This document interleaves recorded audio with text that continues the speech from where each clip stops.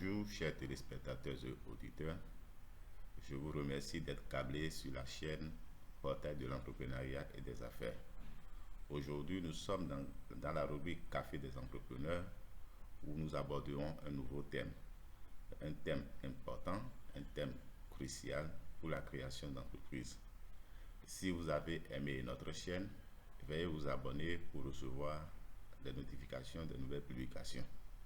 Comme je vous le disais tantôt, aujourd'hui nous abordons un nouveau thème. Après avoir donc diagnostiqué la cause principale de l'échec en entrepreneuriat, nous savons que désormais, pour réussir en entrepreneuriat, il faut opter pour une entrepreneuriat d'opportunité. En d'autres termes, pour s'investir en entrepreneuriat et réussir, il faut d'abord chercher à connaître les réelles motivations, c'est-à-dire les raisons profondes pour lesquelles nous allons en entrepreneuriat. Et nous devons chercher à savoir si ces raisons sont les suivantes. Est-ce que nous avons de la passion? Est-ce que nous avons de la détermination? Est-ce que nous recherchons donc de la liberté ou bien l'estime de soi? Est-ce que nous cherchons donc à satisfaire les besoins d'autrui? Est-ce que nous avons donc le goût du risque? Donc si nous voyons que nos motivations réelles sont conformes à celles citées ci-dessus, alors nous pouvons aller en entrepreneuriat. Mais cette raison ou bien cette motivation seule ne suffisent pas pour pouvoir réussir en entrepreneuriat. Alors, on a besoin, pour entreprendre, on a besoin d'identifier une opportunité à exploiter. Donc, pour se lancer en entrepreneuriat, nous devons au préalable juger qu'il existe une situation anormale que nous voulons corriger, qu'il y a une situation anormale à laquelle nous voulons porter donc une solution. Mais la question que nous nous posons, c'est comment détecter ou reconnaître ces situations anormales. Alors, pour reconnaître ces situations anormales, nous serons amenés donc à répondre donc à une question qui est: une idée d'entreprise, c'est quoi? Donc, en répondant donc à cette question, nous trouverons alors la situation anormale, c'est-à-dire qui est l'opportunité que nous voulons exploiter. Donc, notre préoccupation donc de jour, c'est de pouvoir chercher à comprendre ce que c'est qu'une idée d'entreprise. Donc, une idée d'entreprise, c'est quoi? Pour mieux comprendre une idée d'entreprise, qui est donc la source ou bien la base de l'opportunité à exploiter, donc nous aborderons cette question donc sur 3 volets, qui sont les suivants. Donc, nous aurons donc maintenant à traiter cette question donc sur 3 volets en répondant donc aux différentes sous-questions suivantes. Petit 1, que retenir du mot idée? Et 2, quel est le contenu d'une idée d'entreprise? C'est-à-dire, quelles sont les composantes d'une idée d'entreprise? Et troisième question, quelles sont les origines d'une idée d'entreprise? En d'autres termes, quelles sont les sources ou bien, quelles sont les sources d'une idée d'entreprise? Alors, pour aborder donc la première question, nous allons donc dire que retenir du mot entreprise. Ici, nous essaierons d'apporter donc les différentes définitions du mot entreprise autour donc de 3 points. Ainsi, nous voulons définir l'idée d'entreprise en tant que vision. Donc, en tant que vision, une idée d'entreprise, alors, donc c'est une vision donc d'une chose en esprit qui émerge d'une observation. L'idée d'entreprise en tant que vision, c'est formuler dans son fond intérieur une pensée par rapport à un fait, par rapport à une situation, par rapport à une solution qu'on veut apporter. L'idée d'entreprise en tant que vision, c'est la projection d'une pensée qui émane d'une réflexion. C'est la projection donc d'une pensée par rapport donc à un souhait, par rapport donc à un désir qu'on veut réaliser ou bien par rapport à une situation qu'on veut corriger. Donc, la deuxième définition du mot idée, nous voulons définir l'idée comme imagination. Donc, de ce point de vue, nous dirons que l'idée, en tant qu'imagination, c'est représenter quelque chose dans son esprit pour répondre à une situation donnée. Idée en tant qu'imagination, ça consiste à concevoir en esprit une situation ou un fait. L'idée en tant qu'imagination, donc c'est un concept purement intellectuel. Et le troisième point, c'est que nous voulons définir l'idée en tant que en tant que potentiel virtuel. L'idée en tant que potentiel virtuel, ça veut dire quoi? C'est que l'idée, c'est une œuvre d'esprit c'est une capacité imaginaire, une force invisible, une force potentielle que l'on peut déployer pour pouvoir apporter une solution ou bien pour pouvoir corriger une solution. Donc l'idée en tant que potentiel virtuel donc veut dire alors que c'est des capacités imaginaires, c'est des capacités immatérielles qu'on peut mettre en exécution, qu'on peut exercer dans la pratique pour aboutir donc à un résultat. Mais du point de vue virtuel, nous savons que l'idée est invisible, l'idée n'est pas touchable, l'idée on peut dire que l'idée donc est spirituelle.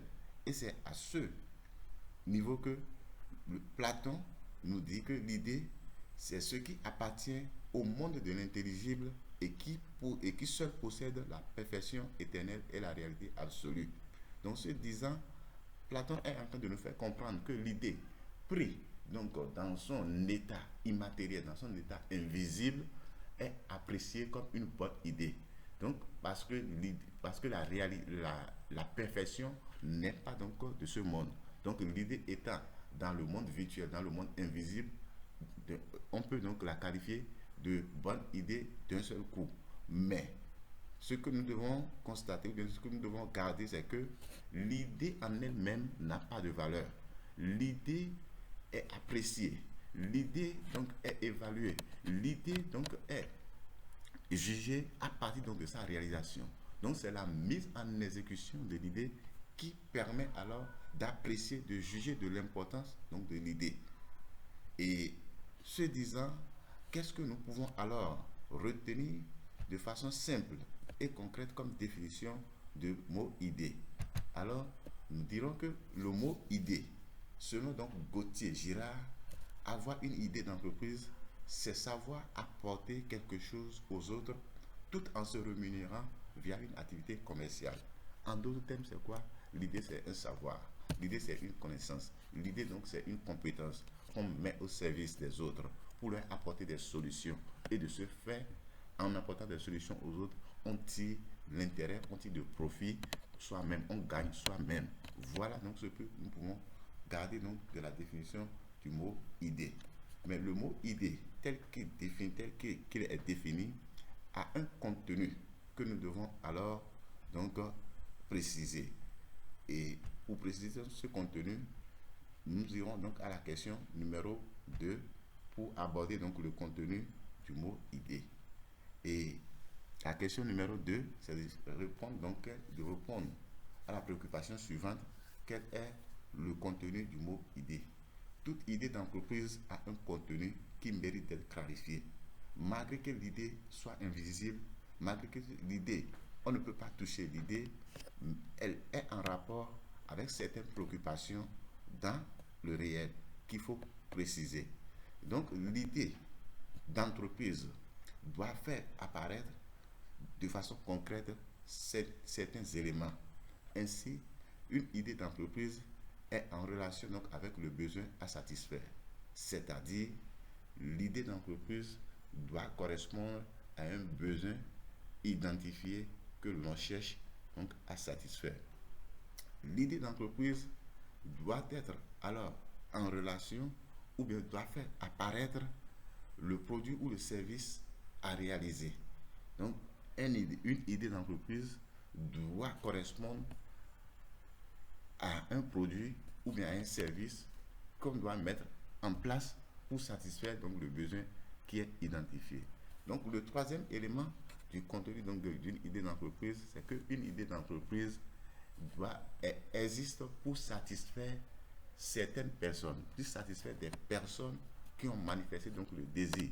Et ces personnes qui ont manifesté le désir doivent être des personnes qui sont prêtes à pouvoir acheter ou bien à pouvoir payer un prix pour donc le produit mis en place. Et ces personnes aussi doivent être identifiées, doivent être reconnues donc à travers certains critères. On parle des clients potentiels. Donc, pour parler d'une idée d'entreprise, une idée d'entreprise ne peut pas exister sans les clients potentiels. Et une idée d'entreprise aussi doit donc faire appel à des canaux ou des moyens pour vendre le produit. Lorsque l'idée d'entreprise met en place un produit, alors il faut chercher alors les canaux les circuits par lesquels ces produits doivent aller vers donc les clients potentiels. Donc, est-ce qu'il faut mettre en place des boutiques, des magasins, bien faire des livraisons directes? Comment il faut faire pour que ces produits parviennent aux clients potentiels? Et puis, donc, le dernier point qui est en relation donc avec le contenu d'idée, c'est les influences de l'environnement sur l'idée et vice-versa.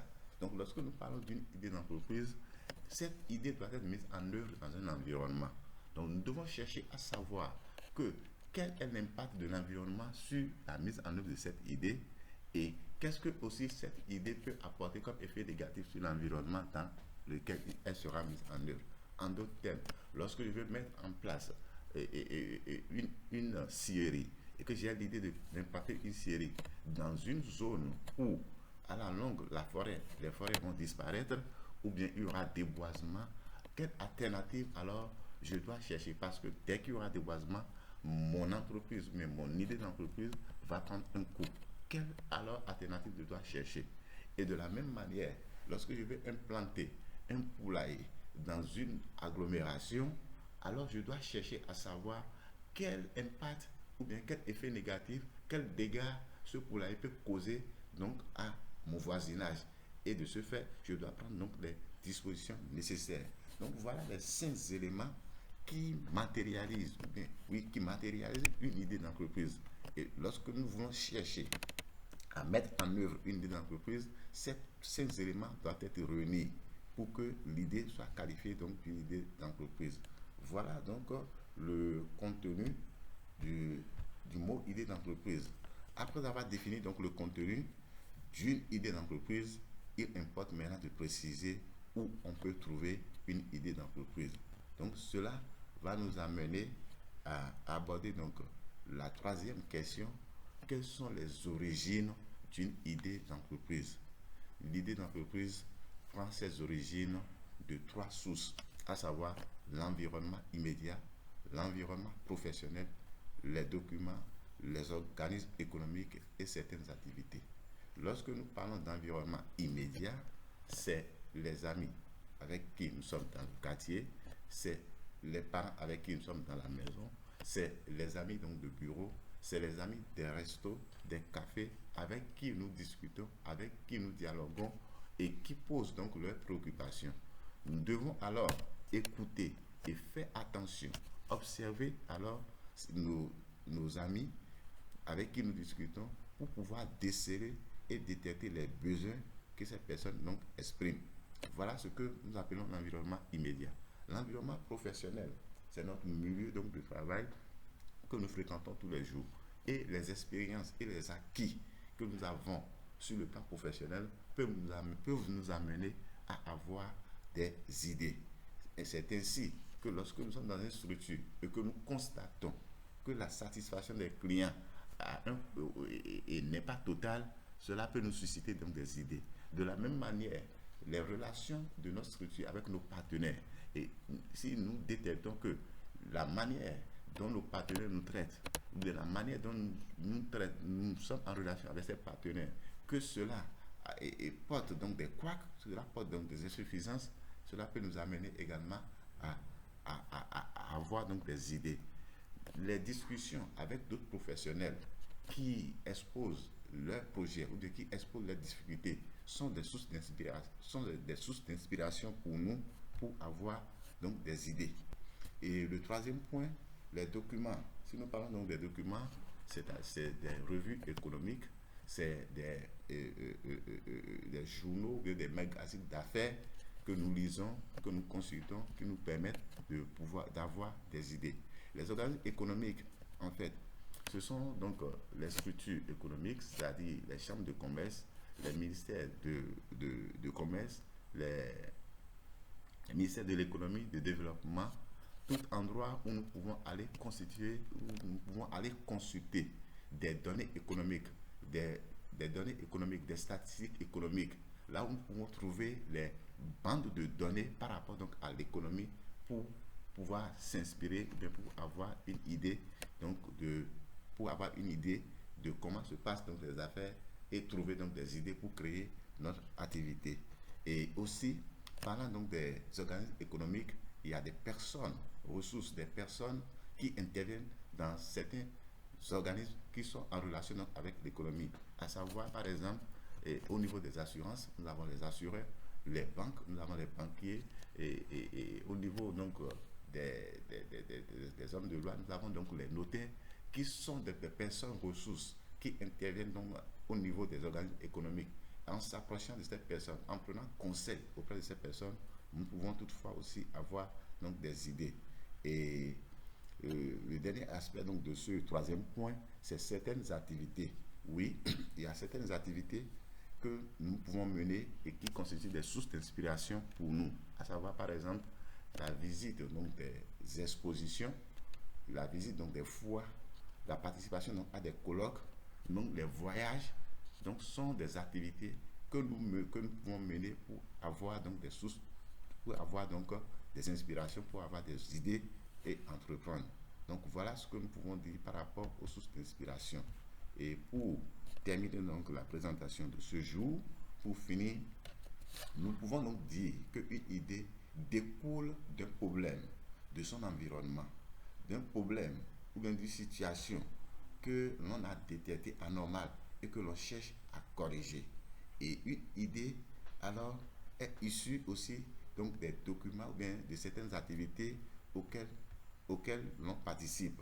Mais pour résoudre donc le problème, il va falloir retenir donc une idée donc de ces différentes sources, c'est-à-dire de notre environnement immédiat, de l'observation de l'environnement professionnel ou bien des documents. Il va falloir retenir une idée. Et c'est sur la base de cette idée que nous allons travailler et mettre en exploitation pour corriger donc la situation. Mais la question principale qui se pose, c'est de savoir comment, quelles sont les techniques ou les manières que nous pouvons utiliser pour trouver une bonne idée d'entreprise.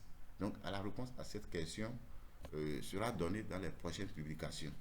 Je vous remercie donc pour votre attention. Si vous avez aimé, alors faites-nous savoir à travers des commentaires. Merci beaucoup pour votre attention et à la prochaine.